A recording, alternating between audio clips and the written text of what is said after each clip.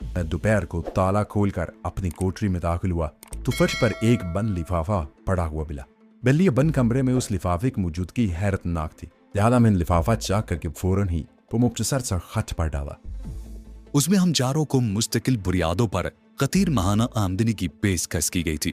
रजामंदी की सूरत में मुझे अगले दिन सुर्ख कमीज पहनकर ठीक 5 बजे शाम मेट्रोपोल होटल के करीब लगे हुए लेटर बॉक्स के पास पहुंचने की हदायत की गई थी। तहरीर के इख्तिताम पर ना कोई नाम था और ना कोई दस्तखत। उसी शाम मैंने उन्हें वो खत दिखाया तो सब ही उस सनसनीखेज पेशकश पर पुरजोश नजरने लगे। काफी देर तक उस पुरस्कार पैगाम पर तबादला ख्याल होता रहा। हैरत की बात यह थी कि खत में हमारी आमदनी का जिक्र तो मौजूद था, लेकिन काम का कोई तस्करा नहीं था। हम चारों में एक नाम नहीं थे जो कोई हमसे इस्लाही काम की तवक्को रखता। पैगाम भेजने वाला न सिर्फ मेरे ठिकाने से वाकिफ था, बल्कि मुझे हम चारों की गहरी दोस्ती का भी इल्म था। कुल पैगाम जिस पुरस्कार अंदाज में हम तक पहुंचाया गया था, उसी से जाहिर था कि हमें भुलाने वाले के मकासद कुछ ज्यादा नेक नहीं थे। फैसला किया गया काम करना या ना करना तो बात की बात है, कम अज कम अगले दिन मुकर्रर मकाम पर जाकर ये तो देखा जाए कि बुलाने वाला कौन है और क्या चाहता है। अगले दिन मैं मुकर्रर लिबास में ठीक 5 बजे मेट्रोपोल होटल के पास वह लेटर बॉक्स के करीब जा खड़ा हुआ। वो तीनों मुख्तसर मोर्चों से मेरी निगरानी कर रहे थे ताकि सारी कार्रवाई अपनी आंखों से देख सके। मुझे यूं महसूस हो रहा था जैसे मुझे अचानक ही माफिया की सरबराही मिलने वाली को। मैं अपने करीब से गुजरने वालों को बड़े गौर से देख रहा था ताकि गफलत के नतीजे में मुझसे मतलूबा आदमी को पहचानने में गलती न हो जाए। बेचारे 6 बजे तक किसी अहमक की तरह उस लेटर बॉक्स के करीब खड़ा सोखता रहा, लेकिन कोई मुझसे मिलने न आया और मैं मायूस होकर उस सिलसिले में किसी के मजाक के इम्कानात पर गौर करने लगा। उन तीनों को इज्जत कोफ्त हुई और हम बददिली के साथ अपने अपने ठिकानों की तरफ रवाना हो गए। अगली शाम हम शराब खाने में उसी तल्ख तजुर्बे के बारे में गुफ्तगू कर रहे थे कि मेजों पर सर्व करने वाले हिंदू लड़के ने मुझे फोन कॉल की इतला दी और मैं चौंक पड़ा। मेरे ज़हन में दूर दूर तक ऐसा कोई नाम नहीं था जो किसी भी वजह से मुझसे उस शराब खाने के फोन पर रजू करता, लेकिन वो जो भी था इतना बासर जरूर था कि उसे मैकदे में मेरी मौजूदगी की औकात से पूरी तरह वाकफियत थी। फोन पर एक ख्वाबनाक सी आवाज सुनाई थी। काउंटर वाला मेरे सर पर मुसल्लत इश्तबाह अंगेज निगाहों से मेरी तरफ देखे जा रहा था।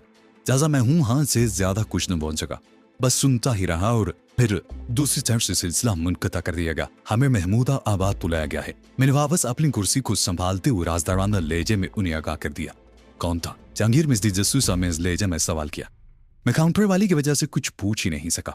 मैंने कहा शायद वो ही खत वाला था, क्योंकि उसने कल 5 बजे मेरी मौजूदगी पर खुशी का इजहार भी किया था। तो फिर चलो जल्दी से ही। तारिक ने अपना गिलास एक ही घूंट में खाली कर दिया। हम चारों टैक्सी से महमूदा आबाद की रवाना हो गए। टैक्सी छोड़कर बताए पते पर पहुंचने में हमें कोई दुश्वारी पेश नहीं लाई। उस मुख्तसर लेकिन पुख्ता मकान में दकियानूसी फजा का एक अधेड़ उम्र शख्स हमारा मुंतजिर था। उसने हमें देखते ही बिला इस्तफसार अंदर बुला लिया। मकान मुनासिब और खासा महफूज था। आबादी के सिरे पर वाक़ होने की वजह से वहां पड़ोसियों की गैर जरूरी दखल अंदाजी का खतरा भी नहीं था। हमें अधेड़ उम्र शख्स ने जिस कमरे में बिठाया वहां फोन भी मौजूद था, लेकिन मुझे अधेड़ उम्र की मुनहनी आवाज सुनकर सख्त मायूसी हुई थी, क्योंकि फोन पर बोलने वाली की आवाज ख्वाबनाक जरूर थी मगर लागर हरगिज नहीं थी। मुझे तवक्को थी कि महमूद आबाद के मकान में फोन करने वाला बजाते खुद हमारा मुंतजिर होगा, लेकिन वहां सूरत हाल ही कुछ और थी। यह मकान ज्ञानी के नाम पर दिया गया है। अधेड़ उम्र अम्मे से किसी से मुखातिब हुए बगैर अमूमी लहजे में कह रहा था। गालिबन उसे ये भी मालूम नहीं था कि हम में से दैनिक किसका नाम है। साल भर का एडवांस दिया है। 400 किराए के अलावा बिजली, गैस और फोन का बिल अदा करने होंगे और काम। मैंने तजस्सुस समेत लहजे में सवाल किया। इसे आगे मुझे कुछ मालूम नहीं। वो सोफे से उठ गया और फिर फोन की तरफ हाथ उठाते हुए बोला, बाकी अदाया तुम्हें फोन पर मिलेगी तो हमें यही रुके रहना होगा। नादर ने चौंक कर सवाल किया। शादी को 23 बरस हो जाने के बावजूद वो कम ही घर से बाहर रात बसर करने पर रजामंद होता था। कम अज कम पहली फोन कॉल थे। अधेड़ उम्र की लागर सी आवाज गूंजी, चाबियों को उच्चा यहाँ रखा है, अब मैं चलूंगा। मेरे लिए वो सूरत हाल नाकाबिल फहम सी थी। पहले मुझे मेट्रोपोल के करीब बुलाया गया। वो वाहन उसे मिलने के बजाय को महज मुझे देखता हुआ गुजर गया और अब महमूदाबाद के इस मकान में बुलाकर मेजबान खुद लापता था। लेवे कि वो मदकूक बूढ़ा सामने आया था तो वो भी घर और उसके लवाजम हमारे रहमो करम पर छोड़कर यूं वापस जा रहा था जैसे हम उस मकान में मुस्तकिल कायाम के प्रोग्राम के तहत वहां बुलाए गए हो और अभी तक काम के सर पैर का भी पता नहीं था। मैंने लपक उसका नाश्ता रोक लिया और पहली कॉल कब तक आएगी मैं क्या कह सकता हूँ। वो बेचारगी से छाने उचका कर रह गया। क्या यह मुनासिब ना होगा कि फोन आने तक तुम हमारे साथ रुको? मैंने अभी निगाहें उसके चेहरे पर मरकूज करके सवाल किया। मुझे अफसोस है, वो सपाट लहजे में बोला। हम उसी कदर करते हैं जितना हुक्म मिले। मुझे हदायत थी कि यहाँ का चार्ज तुम्हारे हवाले करके फौरन चला जाऊं, और अगर ये कोई चाल हुआ तो तुम खुद आए हो यहाँ, मैंने तो नहीं बुलाया था तुम्हें। मैं लाजवाब हो गया, मगर फिर मुझे फौरन ही एक नया सवाल सूझ गया। तुम हमारे लिए अजनबी हो, तुमने ये कैसे समझ लिया कि तुमने इस मकान का चार्ज सही आदमी को दिया है? ये मेरी जिम्मेदारी है। मालूम होता था कि मुस्कुराहट से कतन नाशना था। मैं 4 आदमियों का मुंतजिर था। मैं मुतमिन हूं कि तुम चाह रहे हो। ये इत्तेफाक भी तो हो सकता है। हुआ करे, मुझे ये सोचने का हुक्म न मिला था। वो संजीदगी से बोला, जाने दो इसे। जहांगीर हाथ उठाकर बोला, अगर ये हुक्म के बगैर सोच भी नहीं सकता तो ऐसे चेड़ी के गुलाम का यहाँ क्या काम? मैंने रास्ता छोड़ दिया और वो बुरा माने बगैर नकासी के रास्ते की तरफ बढ़ा और चला गया। यूं मालूम हो रहा था जैसे वो अना और गुस्से से आरी कोई मशीन हो। हम चारों टेलीफोन के गिर्द बैठे पुरजोश लहजे में उस सनसनी के सूरत-ए-हाल के बारे में तबादला ख्याल करते रहे, और आखिरकार फोन की घंटी चीखी पड़ी। मेरे मिला तो अक्कुफ रिसीवर उठाकर कान से लगा लिया। हेलो, मकान पसंद आया? वही भारी और कनूदा सी आवाज मेरे कान में गुंजी और मेरा दुरानी खून यक बयक तेज हो गया। जी हाँ, मैं बुकलाए हुए लहजे में बोला। मैं अगर काम भी जाएगा। बोंदे वाले का लहजा में किसी झील जैसा ठहरा था। एक बात हमेशा के लिए नोट कर लो कि किसी भी किस्म का कोई तहरीरी रिकॉर्ड नहीं रहना चाहिए। पहले खत को भी जला दो। अब तुम इसी मकान में रहोगे। अब रास्ता बराह रास्त तुमसे होगा। बेहतर। मैं अपनी पेशानी पर हाथ फेरते हुए बोला, तुम अब रैप गोल्ड खपाना है। गनोदा आवाज गूंज रही थी। तुम चारों पर काफी अरसे से मेरी निगाह थी। मेहनत करोगे तो मैं तुम्हें आसमान पर पहुंचा दूंगा। मेरा तनफ्फुस तेज हो गया। हम पूरी कोशिश करेंगे। मार्केट में घुसना हमारे लिए दुश्वार नहीं होगा। तुम चारों को अलग रहना है। बस अब पर्दा रहकर कारकुनों का जाल फैलाओ। मैं तकसीम का मुनअज़्ज़म बंदोबस्त चाहता हूँ। वो तीनों सांस रोके उम्मीद भरी नजरों से मेरी तरफ देखे जा रहे थे। बेहतर, क्या आप मेरे साथियों से बात करेंगे? मैं इस पुरस्कार आदमी की आवाज सुनकर हैजान में मुबतला हुआ जा रहा था। नहीं, सख्ती से कहा गया। मैं अपने जात की तरह आवाज की भी गैर जरूरी तशहीब नहीं चाहता। मेरी गुफ्तगू सिर्फ तुमसे होगी। अब मैं टेलीफोन हमेशा तुम ही उठाओगे। बहुत बेहतर, मैंने गहरे गहरे सांस लेते हुए कहा। लहजा बलहजा वो अजनबी आवाज मेरे वजूद पर अपनी गिरफ्त मजबूत करती चली जा रही थी। अम्मी कल रात बात करूंगा। 7 बजे फोन के करीब मौजूद रहना। बेहतर। मगर क्या हम चारों को अब इसी मकान में रहना होगा? दूसरी तरफ से सिलसिला मुनक़ते होने से पहले मुझे होश आ गया। तुम्हारे साथियों के लिए जरूरी नहीं है, मगर तुम यहीं रहोगे। यहाँ टेलीफोन की वजह से राब्ते की आसानी रहेगी। फिर तुम्हारी खोली बहुत तंगो तारीख है। उस गुर्बत ज़्यादा इलाके के मुकाबले में तुम यहाँ आराम से रहोगे। यहाँ का साजो सामान मेरा फिक्रा अधूरा रह गया। जो कुछ है मालिक मकान की मलकियत है, मगर किराए में शामिल है। कल शाम 7 बजे याद रखना। दूसरी तरफ से ये कहकर सिलसिला मुनक़ते कर दिया गया। क्या कह रहा था? मेरा हाथ क्रैडल की तरफ बढ़ते ही बैक वक्त उन तीनों ने बेचैनी के साथ सवाल किया। उनकी इश्तियाक आमेज निगाहें मेरे चेहरे पर मरकूज थी। Black gold. मैंने रिसीवर क्रैडल पर रखकर गहरे गहरे सांस लेते हुए कहा, मुझे ऐसा महसूस हो रहा था जैसे वह कोई लंबी चढ़ाई तय करके आया हूं। जो मारा दातर खान खुशी से उछल पड़ा। ये जो मालूम था कराची वफाओं का शहर है। इसे बेवफा कहने वाले खुद गद्दार हैं। ये तो मेरी लाइन मिल गई मुझे। जहांगीर उसे घूरने लगा। पहले डैनी को अपनी बात पूरी करने दो। हमें शहर में चर्च की तकसीम का निजाम कायम करना है। उन्हें बताने लगा, बाकी हदायत कल मिलेंगी। फिलहाल इसी कदर बताया गया। कल कब आएगा वो? जहांगीर ने सवाल किया। चाहे वो कभी सामने ना आए। मैंने पुरख्याल लहजा में कहा, सारी हदायत फोन पर मिलेंगी। इसीलिए इस मकान का बंदोबस्त किया गया है। काम बहुत आसान है। लोग धंधा कर ही रहे हैं, बस इन्हें तोड़कर अपने साथ मिलाना है। 2-4 से तो मैं सुबह ही बात कर लूंगा। 7 साल पहले का नादर खान अपनी कारगुजारी दिखाने के लिए बेचैन था। अभी तुम कुछ नहीं करोगे नादर खान। मैंने तादीबी लहजा में कहा। पहले हमें पूरी तरह समझना है कि वह हमसे क्या चाहते हैं। ये लोग बाजार से मुख्तलिफ अंदाज में सामने आए हैं। वो हमसे भी यही तवक्को रखते हैं कि हद्दुल इम्कान खुद पसे पड़ता रहे और निचली सतह पर आदमी तैयार करें। बात माकूल है। तारक ने तायद की। वरम रखा जाए तो बाजार में हवा खड़ा हो जाता है और बेईमानी का इम्कान मादूम हो जाता है। इसी तरह हम छोटे मोटे रकीबों से भी महफूज रह सकेंगे। अली शाह, मुझे जो हदायत मिली वो वाज़ेह और काबिल अमल थी। पहले के 5 किलोग्राम की मिलना थी जो हमें मुकर्रर कीमत पर बाजार में पहुंचाना थी।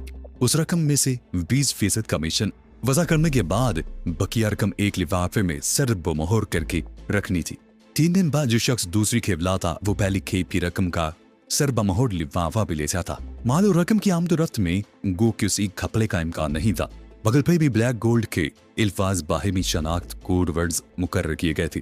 तरीकाकार के बारे में जब मैंने वजाहत चाही तो बस उसी कदर बताया गया कि हम चारों को हद्दुल इम्कान पस मंजर ही में रहना है। घरोदा आवाज वाले के मुतात रवैये की बिना पर मैं उसी का कोई नंबर या हवाला पूछने की हिम्मत न कर सका। उसके बातों से मैंने अंदाजा लगाया था कि हस्बे जरूरत वो खुद ही मुझे फोन करता रहेगा, गोया सारे रवाबत यकतरफा होंगे। ज़ेर ज़मीन दुनिया में खुद को पोशीदा रखने का तसव्वुर इससे कबल मेरे लिए पुरस्कार या सरासर ख्याली था। अक्सर मैं फिल्मों में ऐसे किरदार देखता रहा था जो अपने करीबी साथियों से भी अपनी शनाख्त को राज रखते थे और कामयाबी से बड़े बड़े ग्रोहों की सरबराही करते थे, मगर मैं अपनी दुनिया का आदमी था और उसके तलख हकीकतों से अच्छी तरह वाकिफ था।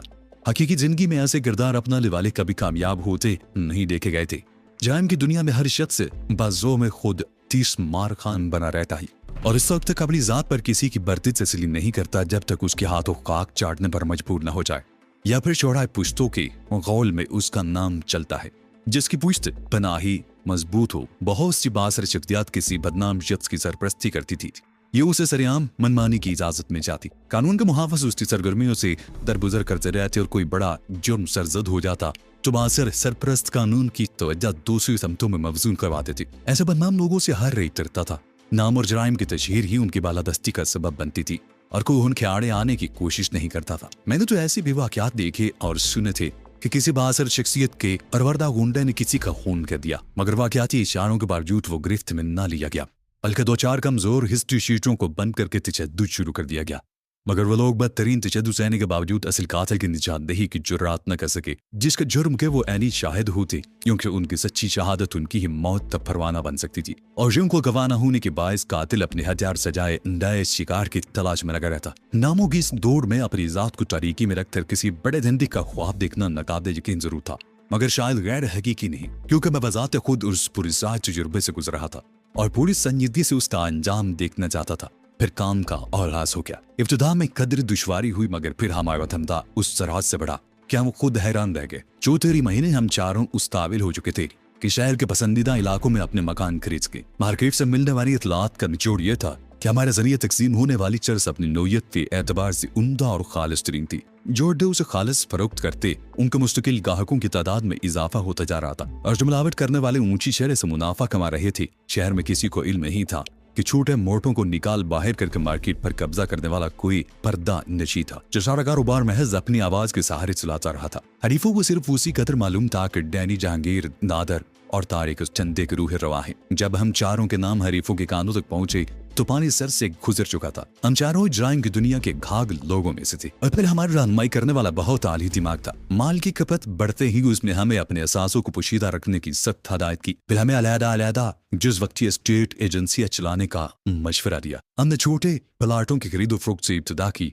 10,000 की खरीदारी के कागजात 6,000 में बनाए, फिर 20 की फरोख्त 30 में जाहिर की। यूं कानूनी तौर पर कलील से वाजिबात अदा करके 6,000 की सरमायाकारी पर 24,000 मुनाफा जाहिर कर दिया। 2-4 ही सौदों में हम इस काबिल हो चुके थे कि किसी मुआखजा के बगैर अपनी मर्जी के मुताबिक बुदोबाज इख्तियार कर सके। हमें उबरदे की तरकीब समझाने के बाद बास ने भी हम पर से असासों को पोशीदा रखने की पाबंदी हटा दी। हरीफों के इमाम पर पुलिस ने नादर खान और जनीर पर हाथ डालने की कोशिश की, मगर उनकी अचानक खुशहाली का ठोस कानूनी जवाब देखने के बाद को कुछ न कर सका और हरीफ मुंह देखते रह गए। लाइन में मौजूद दूसरे लोगों के बरक्स हम चारों ने आबकारी और पुलिस के हमले से कोई रब्त जब्त नहीं रखा, क्योंकि भारी मिकदार में चर्स लाना और ले जाना हमारी जिम्मेदारी रही थी। माल हमेशा मुख्तलिफ जगहों पर और नए नए तरीकों से पहुंचाया जाता था और कहीं जखीरा किए बगैर महज चंद घंटों में कारों के जरिए शहर में फैला दिया जाता था।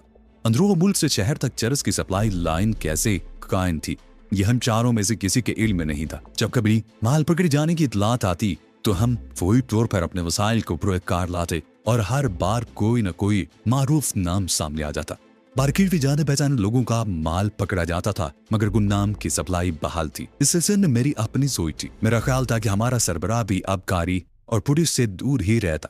अमूमन सुनने में आता था कि आने वाले बेशतर मंशियात महकमा आबकारी के अमले के बाज अराकीन की रजामंदी से आती है। ये रजामंदी खासे महंगे दामों खरीदी जाती थी। फिर यूँ होता था कि किसी खेप की मुखबली हो जाती या पुलिस को अपने जराये से इतला मिल जाती तो आबकारी के महकमे को नाकारा साबित करने और नीचा दिखाने के लिए पुलिस फोर्स पूरे वसाइल के साथ हरकत में आती और खोरों की मंशियात के जब्ती का एक कारनामा अखबारात के सुर्खियों में दमक उठता। कभी कभार यूं भी होता कि आबकारी हुक्काम अपना वजूद साबित करने के लिए कोई खेप पकड़ लेती और आला अफसरान की अचानक निगरानी का उजर राशि अमले को मंशियात फरोशों के सामने रुस्याही से भी बचा लेता। दोनों सूरतों में वही लोग निशाना बनते थे जिन्हें चंद एहलकारों की खुशनुदी मतलूब रहती थी, जबकि हमारा बास अपनी हर कार्रवाई को अपनी जात की तरह अंधेरे में रखने का आदी था। चंद माह ये सिलसिला यूं ही जारी रहा। इस दौरान में मेरा जहन मुसलसल काम करता रहा। मुद्दा आगाज मेरे सामने था। मैं किसी ऐसे आदमी के लिए काम कर रहा था जो गुमनाम था।